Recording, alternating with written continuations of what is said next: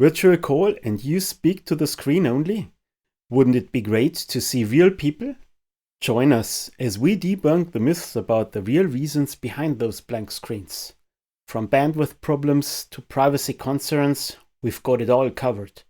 Tune in to 3 Thinkers, 1 Goal. Discover how turning on your camera can transform your virtual meetings. 3 Thinkers, 1 Goal. Welcome to the podcast to support people in improving collaborative work. Welcome back, colleagues. I'm Thomas, your resident tech nerd. Today we're diving into a topic that's close to my heart. Why people don't turn on their cameras in virtual calls. Hi everyone, I'm Günther.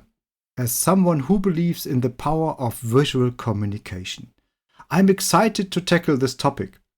Let's see if we can convince more people to turn on their cameras. And I'm Carsten. I think hybrid meetings and workshops are a great way to save time and travel costs. But they only work well if we can see each other. So let's get into it. So let's dive into the reasons why people so often don't turn on their cameras.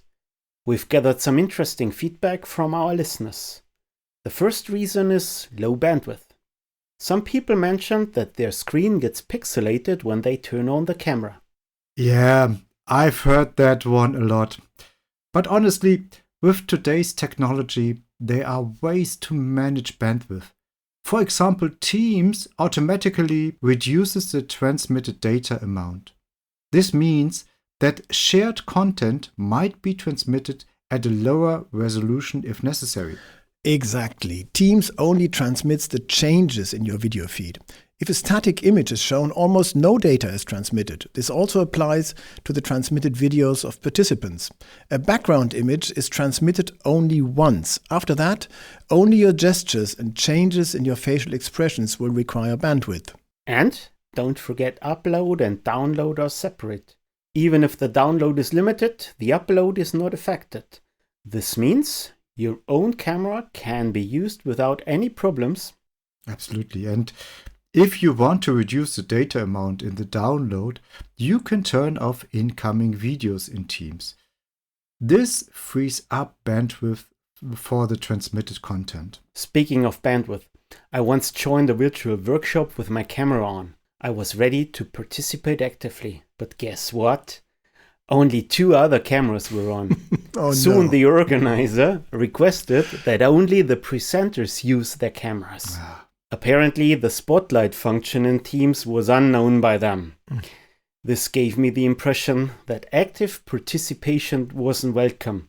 Not what I expected from a workshop, so I left. Surprise. Yeah, the next point is hardware issues.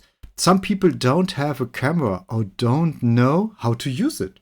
Others have technical problems or their laptop is under the desk. That's a fair point.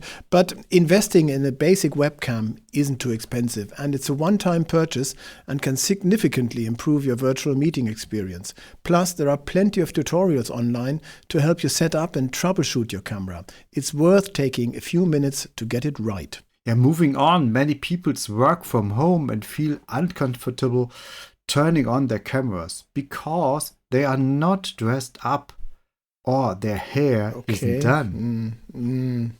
Hey guys, honestly, when I work, I dress for work. Exactly. This applies whether I'm going to the office or working from home. Dressing includes hairstyle and also makeup or shaving. Absolutely. Oh, Thomas, your eyeliner looks perfect today. Thanks, I appreciate you noticed it. Yeah, privacy is another big concern. People worry about their privacy or the privacy of others in the household. Yeah, a virtual background or blurring, it can help to protect the privacy of your home or your office. Even if it doesn't always look perfect, it certainly helps. And have a look how your hardware is set up. Changing the position of the camera might already keep things out of the video. Yeah, personal feelings also play a role. So some people feel observed or uncomfortable being on camera. It's true. Being on camera can feel a bit strange at first, but over time you will get used to it. Exactly. And it really improves your communication and it makes it easier to build a relationship. Yeah, just remember that everyone else is probably feeling the same way.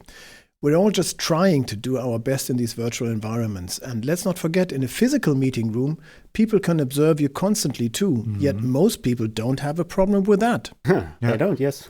Lastly, multitasking is a common reason. People want to do other things during the meetings and don't want to be seen. Multitasking can be tempting, but often leads to less effective meetings. Absolutely. Turning on your camera can help you stay focused and engaged. And if you have the urge to multitask, maybe it's a sign that the meeting could be more efficient. There's nothing wrong with taking notes or looking up information relevant for the meeting, but in doing so, you should always stay focused on the actual topic.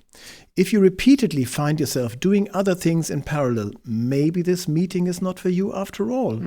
And in speaking of participation, I once joined an open call where both the microphone and the camera were disabled for the participant. Goodness sake. It felt like I was forced to watch a movie without being able to react. When I asked in the chat, they confirmed it was intentional. Needless to say, I left that event pretty quickly. No, great. So the key takeaway is always turn on your camera, as this is the natural way. When meeting in person, you will always make eye contact. And remember, it's not about perfection. It is about making an effort to connect and communicate effectively. Try out turning on your camera in your next meeting and see the difference it makes. And don't forget to share your experience with us in the comments. Thank you for listening to our discussion. Don't forget to subscribe to our podcast to make sure you don't miss our next episode. Until next time, at 3 Thinkers, 1 Goal. Becoming smarter, 1 episode at a time.